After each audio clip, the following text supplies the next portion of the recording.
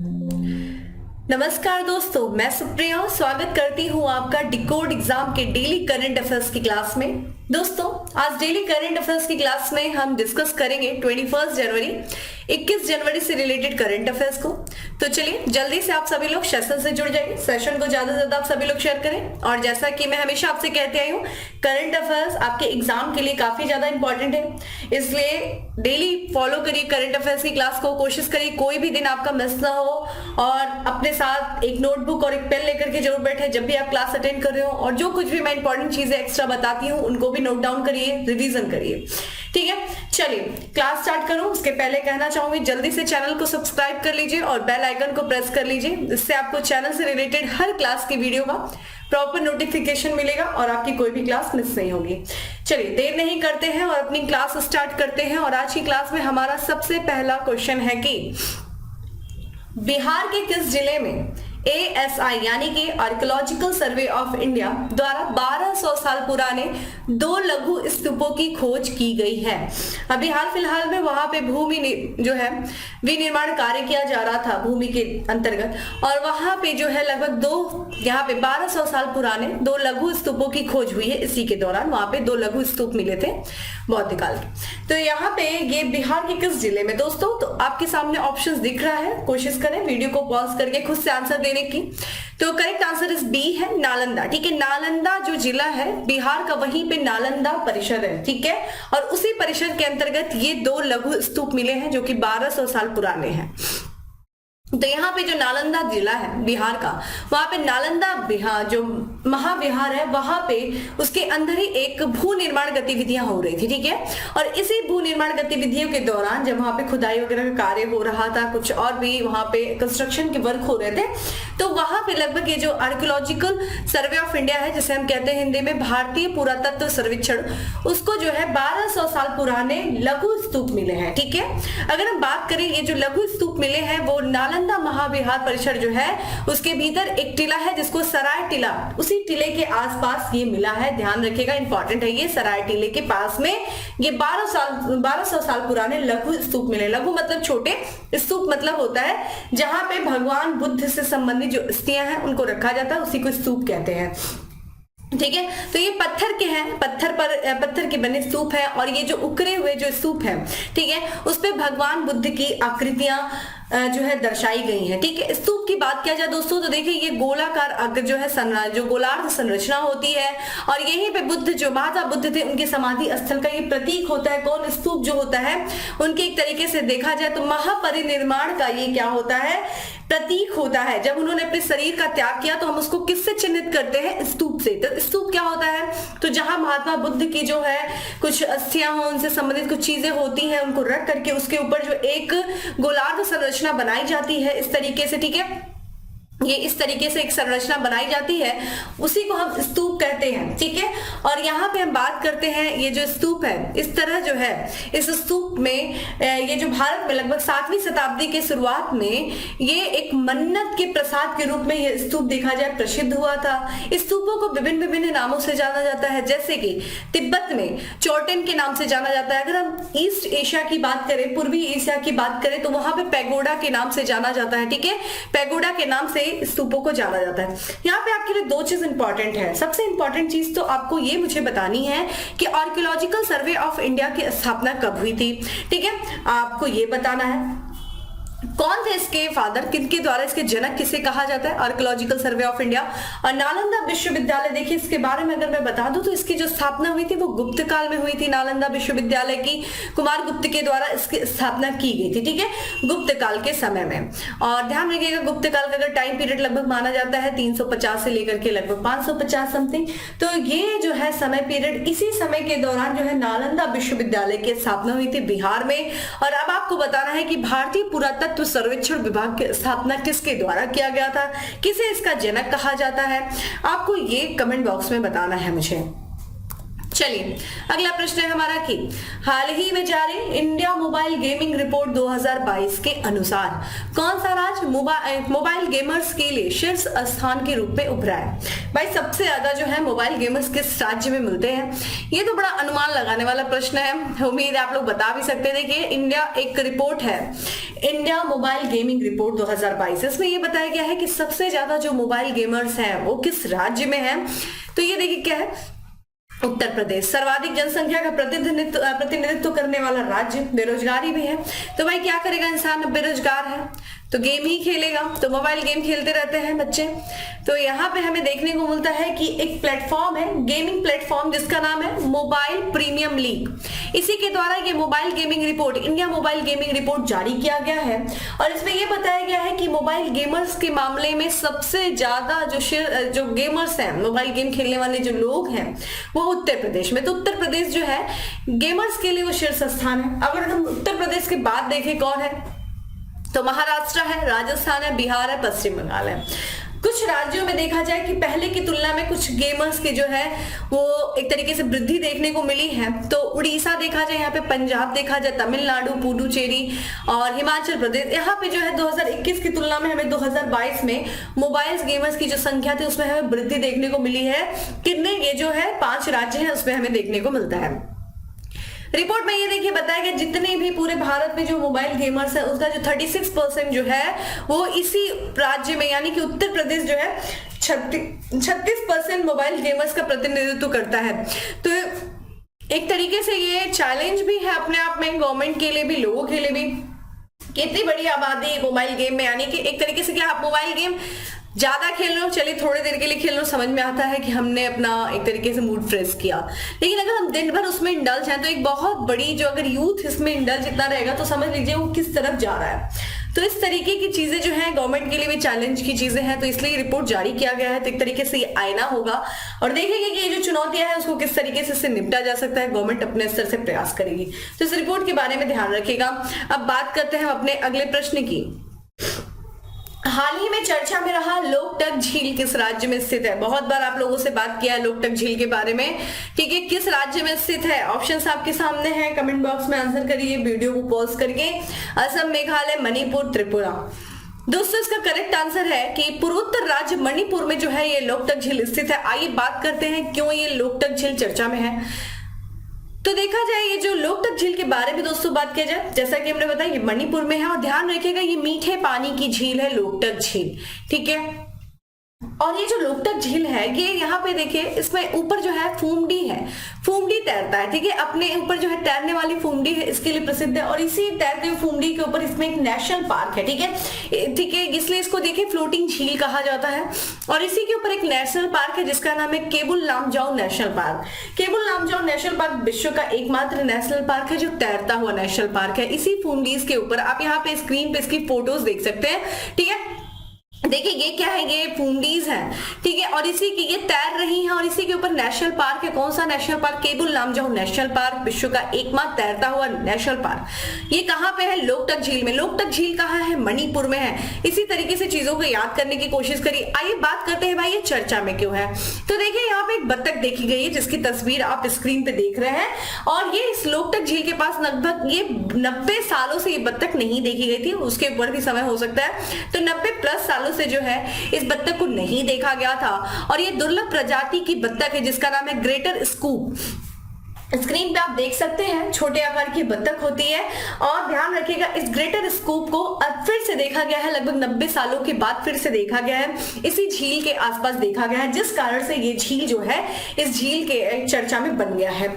इसको जो है इस बत्तख को ग्रेटर स्कूप की बात किया जाए तो इसको स्थानीय रूप से सदागमन के नाम से जाना जाता है, ठीक है। किस नाम से? सदागमन। इंपॉर्टेंट ये प्रश्न है अपने आप में। ये किस फैमिली से बिलोंग करती है, किस परिवार से ये बत्तख है? ग्रेटर स्कूप तो एनाटीडे परिवार से है और ये ध्यान रखिएगा ये मध्यम आकार की बत्तख है, गोते लगाने वाली, ठीक है, बत्तख की प्रजाति है। तो ये चीज ध्यान रखिएगा कि आप जो है इस बत्तख का नाम ध्यान रखिएगा। एनवायरमेंट इकोलॉजी से हमें 2-3 चीजें मिली हैं कि सबसे पहले मणिपुर में लोकटक झील है, लोकटक झील में फूमडीज है जो कि फ्लोटिंग पार्क है। एकमात्र कौन सा है वो केबुल लामजाओ नेशनल पार्क। इसी जो है नेशनल पार्क के पास ध्यान रखेगा संघाई हिरन रहता है, संघाई डियर जिसको कहते हैं, जिसे डांसिंग डियर कहते हैं, वो खेलता कूदता रहता है। तो ये भी इंपॉर्टेंट है आपके लिए। ये सारी चीजें रिलेट करके याद करिए, यहाँ से रिलेटेड प्रश्न बार बार पूछा गया है, यूपीएससी में भी बार बार पूछा जाता है, छोटे एग्जाम्स में तो डायरेक्ट पूछ दिया जाता है। तो ये क्वेश्चन अपने आप में इंपॉर्टेंट है। अगले प्रश्न की तरफ बढ़ते हैं। नेक्स्ट क्वेश्चन है हमारा कि निम्नलिखित में से किस शहर को चौथी औद्योगिक क्रांति के लिए वर्ल्ड इकोनॉमिक फोरम केंद्र की मेजबानी के लिए चुना गया है। तो देखिए चौथी जो है औद्योगिक क्रांति के लिए जो वर्ल्ड इकोनॉमिक फोरम के केंद्र के रूप में मेजबानी के लिए चुना गया जो शहर है वो है हैदराबाद। तेलंगाना की कैपिटल हैदराबाद को चुना गया है। आइए इसके बारे में बात करते हैं। तो यहाँ पे ध्यान रखेगा कि वर्ल्ड इकोनॉमिक फोरम जिसकी अभी बैठक दावोस में हुई है स्विट्जरलैंड में, तो उस बैठक में यानी कि वर्ल्ड इकोनॉमिक फोरम ने जो हैदराबाद तेलंगाना को चौथी औद्योगिक क्रांति के केंद्र की स्थापना के लिए चुना है। ठीक है, यहाँ पे जो ये समझौता हुआ है, ये एक समझौते पर हस्ताक्षर किया गया है। तो जो तेलंगाना की सरकार है और वर्ल्ड इकोनॉमिक फोरम विश्व आर्थिक मंच ने अभी हाल ही में जो दावोस में मीटिंग हुई है, ठीक है, वर्ल्ड इकोनॉमिक फोरम की, उस दावोस में जो वार्षिक बैठक हुई है उसी बैठक के दौरान एक सहयोग समझौते पर हस्ताक्षर किया। उसके बाद जो है ये डिक्लेयर किया गया कि जो चौथी औद्योगिक क्रांति है, ठीक है, उसका केंद्र जो होगा वो कहाँ, वर्ल्ड इकोनॉमिक फोरम का वो कहाँ पे होगा दोस्तों, हैदराबाद में होगा। यहाँ पे C4IR की देखी जाए यानी कि centre for the fourth industrial revolution की बात किया जाए तो ये तेलंगाना जो कि यहाँ पे ये एक स्वायत्त गैर लाभकारी संगठन है और ये स्वास्थ्य देखभाल और विज्ञान पर, ठीक है, जीवन विज्ञान पर ध्यान केंद्रित करेगा। ठीक है, अगर हम चौथी औद्योगिक क्रांति की बात करें तो देखिए ये किसके द्वारा संचालित होगी। तो एक तरीके से इसकी विशेषता क्या है, तो ये डिजिटल, भौतिक और जैविक दुनिया के बीच की जो सीमाएं हैं उनको एक तरीके से समाप्त करना, धुंधला करना, कम करना, ठीक है, और यहाँ पे किस तरीके से प्रौद्योगिकी का इस्तेमाल करके या प्रौद्योगिकी उपयोग की विशेषता से है, डेटा द्वारा ये पूरी तरीके से संचालित किया जाएगा। इसमें देखा जाए कौन कौन से जो है क्षेत्र प्रमुख प्रौद्योगिकियां शामिल होंगी, तो क्लाउड कंप्यूटिंग होगा, बिग डेटा है, साइबर सुरक्षा है, सिमुलेशन है, ठीक है, एडिटिव मैन्युफैक्चरिंग है, इंटरनेट ऑफ थिंग्स जो है, ये इस चौथी औद्योगिक क्रांति के तहत जो है सम्मिलित किए जाएंगे। आपका एक काम होना चाहिए कि देखिए चौथी है तो हमें तीन जो औद्योगिक क्रांति रही है उससे रिलेटेड चीजें देख लीजिए। जो इंडस्ट्रियल रिवोल्यूशन रहे हैं किससे संबंधित रहे, जैसे पहला था भाप से संबंधित था, भाप के इंजन से, तो ये तीनों के बारे में भी थोड़ा जानकारी ले लीजिए और चौथी औद्योगिक क्रांति के बारे में पढ़िए थोड़ा सा। ये प्रश्न थोड़ा सा इन डेप्थ से जाकर के समझने वाली भी चीज है, थोड़ा सा देख लीजिए, समझ लीजिए। अगले प्रश्न की तरफ बढ़ते हैं। हमारा नेक्स्ट क्वेश्चन है कि हाल ही में भारत ने किस देश को सामुदायिक विकास परियोजनाओं के लिए 10 करोड़ रुपए या 10 करोड़ मालदीव रुपया देने की घोषणा किया है। प्रश्न से ही आपको आंसर समझ में आ गया होगा। मालदीव रुपया किस देश का है, मालदीव का है। तो ध्यान रखिएगा किस कार्यक्रम के लिए, सामुदायिक विकास कार्यक्रम, जो सामुदायिक विकास परियोजना है उनके लिए जो है ये सारी चीजें जो है 10 करोड़ मालदीव रुपए देने की बात की गई है। ठीक है, अगर हम बात करें दोस्तों सामुदायिक विकास से क्या तात्पर्य हो गया, आपको सबसे पहले तो ये जानना चाहिए। सामुदायिक विकास से ध्यान रखिएगा समन्वित विकास, यानी कि समुदाय का पूरा तरीके से विकास होता है। ठीक है, अगर हम इसमें देखें तो इसमें जैसे कि किस तरीके से पूरे क्षेत्र का विकास हो सकता है, स्वास्थ्य के क्षेत्र में विकास करके, शिक्षा के क्षेत्र में विकास करके, आर्थिक जो कारक होते हैं जैसे कि कृषि हो गया, ठीक है, कृषि से संबंधित चीजें हो गई, और कौन कौन सी चीजें हो गई, पशुपालन हो गया, ग्राम उद्योग हो गए, इन सारी चीजों का विकास करके पूरे उस क्षेत्र, उस पूरे समुदाय का विकास करना ही सामुदायिक विकास कार्यक्रम हो गया। और भारत के द्वारा इसी सामुदायिक विकास के लिए मालदीव को जो है 10 करोड़ मालदीव रुपया की आर्थिक मदद देने की बात की गई है। तो जैसा आपको पता है कि देश के जो विदेश मंत्री हैं एस जयशंकर, वो मालदीव और श्रीलंका की यात्रा पर हैं। 3 दिनों की यात्रा पे थे मालदीव के। इस दौरान जो है इन दोनों देशों के बीच में जो समझौता हुआ है, यानी कि भारत ने मालदीव को आर्थिक मदद देने की घोषणा किया है। किस लिए भाई, सामुदायिक विकास परियोजनाओं के लिए। और इस परियोजना के लिए भारत ने 10 करोड़ मालदीव की ही करेंसी में जो है आर्थिक मदद की गई है। ये एक तरीके से देखा जाए दोनों देशों का जो द्विपक्षीय संबंध है उसको मजबूत करने के लिए, ठीक है, भारत और मालदीव ने विकास परियोजनाओं पर समझौता ज्ञापन पर हस्ताक्षर किए हैं और साथ ही साथ देश में जो है शीर्ष नेतृत्व के साथ बात भी किया है। ठीक है, इस अवसर पर देखा जाए जैसे यात्रा पे हैं एस जयशंकर जी, और यहाँ पे जो दोनों नेता हैं, तो दोनों देशों के नेताओं ने देखा जाए तो ग्रेटर माले कनेक्टिविटी परियोजना है, 4000 सामाजिक इकाइयों का निर्माण कर जो कार्य है समेत मालदीव में भारत द्वारा वित्त पोषित कई परियोजनाओं की समीक्षा की है। तो भारत देखिए मालदीव के विकास में बहुत ज्यादा योगदान दिया है, बहुत ज्यादा आर्थिक सहायता किया है। तो भारत के द्वारा जितनी भी वित्त पोषित परियोजनाएं हैं, जो भारत के द्वारा जो सहायता प्राप्त करके जो वहां पे परियोजनाओं का निर्माण किया जा रहा है, उनकी समीक्षा की गई है। ठीक है, यहाँ पे साथ ही साथ देखिए भारत की सहायता से जो है ग्रेटर माले कनेक्टिविटी परियोजना भी बनाई जा रही है, उसकी भी समीक्षा की गई है। यहाँ पे भारत ने देखा जाए मालदीव नेशनल डिफेंस फोर्स है, उसकी मदद के लिए 2 समुद्री एम्बुलेंस भी सौंपा है। और इसके साथ साथ देखा जाए तो भारत ने जो मालदीव में 45 प्रभावशाली सामुदायिक विकास परियोजना है, उसमें से 23 को उसने पूरा कर लिया है भारत ने। तो ये बहुत बड़ी एक अचीवमेंट है, पड़ोसी देश है हमारा, और इस तरीके से पड़ोसी देश के साथ संबंध होना अच्छा है, और इस तरीके से मजबूती और जो कुछ भी भारत ने जो वहां पे जो सामुदायिक विकास परियोजना चलाई जा रही है 45, उसमें से भारत ने 23 पूरा कर लिया है। और यहाँ पे जो है उसकी समीक्षा भी की गई है, देखा गया है, और इन विकास परियोजनाओं को आगे बढ़ाया जाए सामुदायिक विकास परियोजना के लिए। इसके लिए अभी हाल ही में भारत सरकार के द्वारा और भी आर्थिक मदद की गई है। ठीक है, चूंकि हम बात कर रहे हैं मालदीव के बारे में, देखिए यहाँ पे देखिए आप इंडिया का मैप देख रहे हैं, और यहाँ पे आपको दक्षिण पश्चिम की तरफ आपको दिख जाएगा दोस्तों कौन, मालदीव। ठीक है, यहाँ पे हिंद महासागर के उत्तर में आपको दिखेगा, अरेबियन सी के पास में, लक्षद्वीप के दक्षिण में। यहाँ पे जो है माले देखा जाए, यहाँ की इसकी कैपिटल है, आप यहाँ पे देख सकते हैं माले यहाँ पे है। ठीक है, और यहाँ पे देखिए इसकी रुपया जो है करेंसी है। राष्ट्रपति की बात किया जाए तो इब्राहिम मोहम्मद सालेही जो है वो सोलेही यहाँ के क्या है, राष्ट्रपति हैं। ठीक है, चलिए अब बात करते हैं हम अपने अगले प्रश्न की, और हमारा नेक्स्ट क्वेश्चन है कि भारत का पहला 3x platform wind turbine generator किस राज्य में स्थापित किया गया है। तो ये पहला जो है 3x platform wind turbine generator है, जो कि भारत का पहला, और किस राज्य में स्थापित किया गया है दोस्तों। तो इसकी बात किया जाए तो ये करना गया कर्नाटक में। ठीक है, आइए बात करते हैं इसके बारे में। तो यह देखिए स्थापित जो किया गया है वो किया गया रीन न्यू पावर के द्वारा किया गया है। कर्नाटक का जिला है गड़क जिला, उसी में भारत का पहला जो है 3x platform wind turbine generator को स्थापित किया गया है। ठीक है, इसकी बात करें तो यह जो है पवन टरबाइन जनरेटर है, जो देश की पहली राउंड द क्लॉक नवीकरणीय ऊर्जा परियोजना का हिस्सा लेंगे, और ये पवन, सौर और बैटरी ऊर्जा भंडारण प्रणाली को जोड़ेंगे। ठीक है, तो जोड़ती एक तरीके से। वही बात करें जब ये परियोजना जो है, इस परियोजना को पूरा होने से देखिए क्या लाभ मिलेगा। तो ये भारत में 1 बिलियन से अधिक घरों को बिजली देने के लिए ऊर्जा उत्पादन करेगी। तो एक मतलब इस जो है 3x प्लेटफॉर्म विंड टरबाइन जो जनरेटर है, उससे एक तरीके से एनर्जी जनरेट होगी, और ये एक तरीके से जो इलेक्ट्रिसिटी प्रोवाइड करेगी, लगभग 1 मिलियन से अधिक घरों को बिजली इलेक्ट्रिसिटी जो है प्रोवाइड किया जाएगा इसके माध्यम से। तो ये बहुत ही बड़ी अचीवमेंट है, और ये एक रिन्यूएबल एनर्जी है जो हमारे पर्यावरण को क्या करेगा, हानि नहीं पहुंचाएगा। और जैसा कि आपको पता है जिस तरीके से जलवायु परिवर्तन हो रहा है, सरकार जो है ऐसी ही चीजों पे ज्यादा प्रयास कर रही है जो हमारे पर्यावरण को कम से कम क्षति या हानि पहुंचाए, जिसमें से ये एक अपना एक प्रयास है। ठीक है, अगला प्रश्न है हमारा दोस्तों की, हाल ही में कौन सा देश भारत का चौथा सबसे बड़ा व्यापारिक भागीदार बन गया है। ठीक है, सबसे बड़ा जो व्यापारिक भागीदार बन गया है कौन सा देश दोस्तों, कोई और नहीं बल्कि रूस। ठीक है, रूस जो है ये भारत का चौथा सबसे बड़ा भागीदार देश बना है। जिस तरीके से रूस और यूक्रेन के बीच में जो युद्ध चल रहा है, और कहीं ना कहीं इस दौरान भी भारत और रूस के बीच में बहुत अधिक जो है व्यापारिक वृद्धि देखने को मिली है।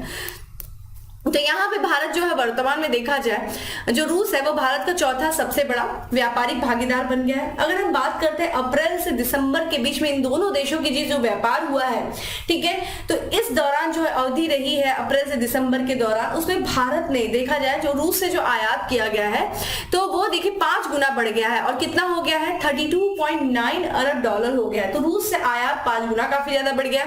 अगर अब सबसे प्रमुख जो योगदान करता है, सबसे ज्यादा जो भारत आयात करता है वो देखिए आयात कच्चे तेल होते हैं, उर्वरक, देखिए उर्वरक भी सबसे ज्यादा अभी हमने लिया यहाँ पे देखें, जो अभी फिलहाल जो पहली बार जब रूस ने उर्वरक की कीमत को छूट दी थी, ठीक है, वैश्विक कीमत पे काफी ज्यादा उसने छूट दिया था, तो इसके बाद से जो फाइनेंशियल ईयर 2023 उससे पहली छमाही में भारत का सबसे बड़ा उर्वरक आपूर्तिकर्ता बन गया था। भारत ने बहुत बड़ी जो है मात्रा में उर्वरक का आयात किया था इस दौरान।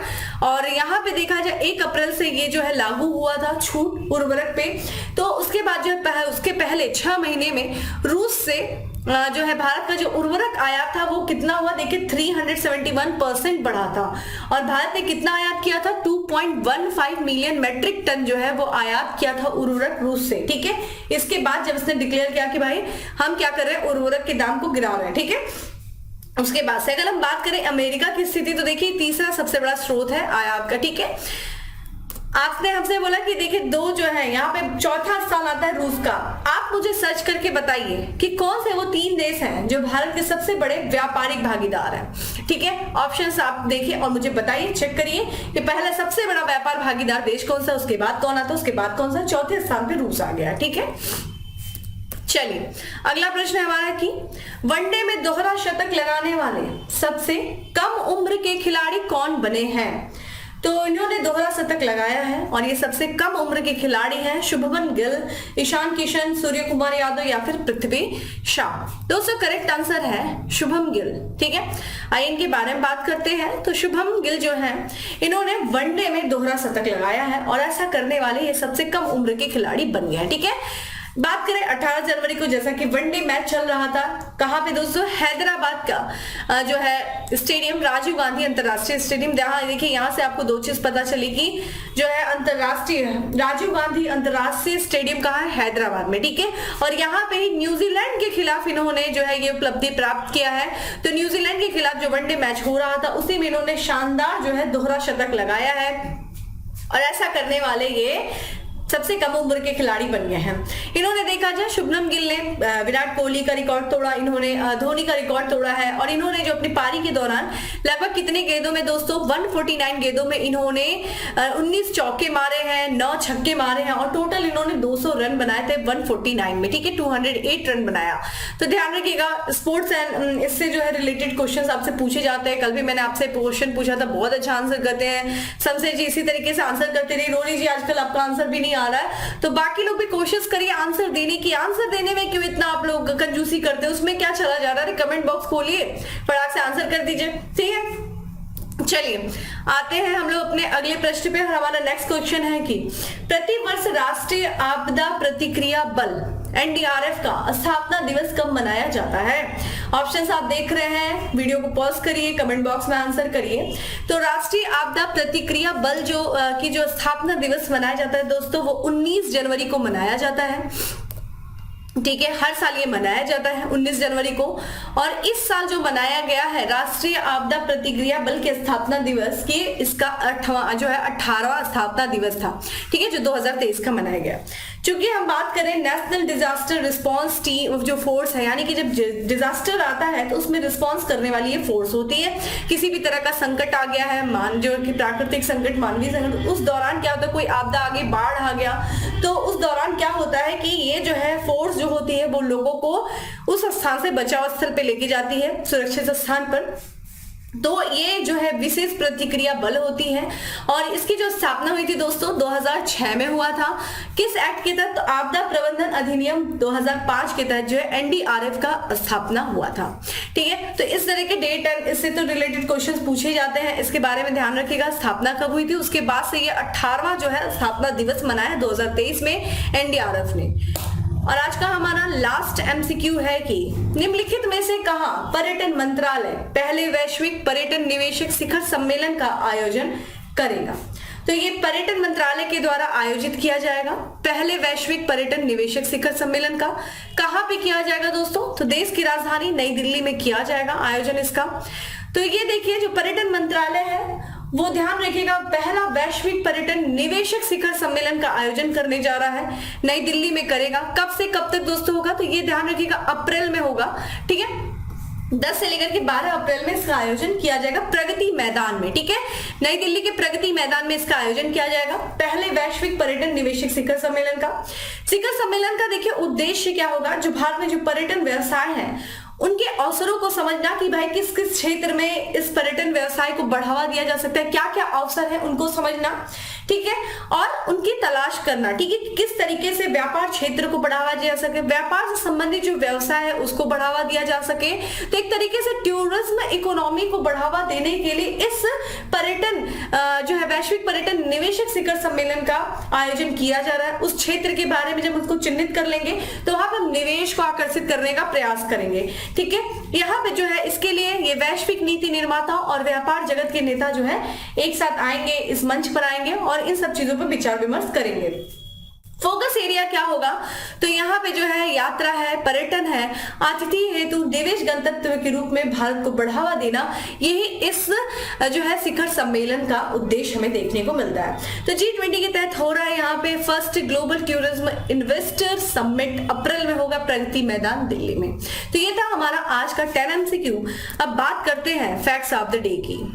दोस्तों हमारा सबसे पहला आज का फैक्ट है कि आर्मेनिया में भारत के अगले राजदूत के रूप में नियुक्त किया गया है किसे, लक्ष्य शाह सिन्हा को किया गया है, ठीक है। तो ये आर्मेनिया में अगले राजदूत होंगे भारत के। वहीं देखा जाए फ्रांस देश की नन और विश्व की सबसे उम्रदराज महिला जिनका 118 वर्ष की आयु में निधन हो गया, नाम क्या है, ल्यूसिन ब्रेंडन इनका नाम था। इनकी उम्र 118 वर्ष थी। ये दुनिया की सबसे उम्रदराज महिला थी, फ्रांस की थी।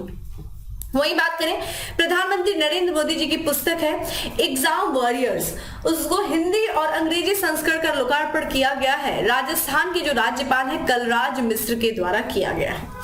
वही अगला है हमारा कि राष्ट्रीय लोक दल की युवा इकाई का राष्ट्रीय अध्यक्ष किसे घोषित किया गया है, दोस्तों चंदन सिंह चौहान को किया गया है। और आज का हमारा last fact of the day है कि यूटीटी नेशनल रैंकिंग चैंपियनशिप में अंडर 15 बालक और बालिका का खिताब अपने नाम किया है किसने, पुनीत विश्वास ने और शुभकृंता दत्ता ने। तो दोस्तों ये था आज का हमारा करंट अफेयर्स, जिस दौरान हम लोगों ने काफी चीजें डिस्कस किया। कुछ मैंने क्वेश्चंस भी पूछा है जिसका आंसर हम उम्मीद करती हूँ आप लोग कमेंट बॉक्स में देंगे। बाकी डेली करंट अफेयर्स की PDF वो आपको टेलीग्राम ग्रुप में मिल जाएगी, जिसका लिंक आपको डिस्क्रिप्शन बॉक्स में दिया हुआ है। जाइए डाउनलोड करिए और अपनी शॉर्ट नोट्स बनाइए, रिवीजन करिए। सबसे इंपॉर्टेंट चीज रिवीजन, पढ़ना इंपॉर्टेंट तो है ही है, उससे ज्यादा इंपॉर्टेंट रिवीजन है कि आपने जितना पढ़ा है उसका कितनी बार आप रिवीजन कर रहे हैं। तो रिवीजन करिए, जो कुछ भी पढ़ रहे हैं हफ्ते में 10 दिन में एक टारगेट रखिए कि अभी तक का जितना हमने पढ़ा है उसको रिवीजन करें आप लोग, ठीक है। इसी तरीके से 12 जो बाकी के भी सब्जेक्ट है उनको भी आप लोग कवर करें, ठीक है। चलिए फिर मिलेंगे हम अपने अगले सेशन में, तब तक के लिए ख्याल रखिए अपना, बाय, गुड डे।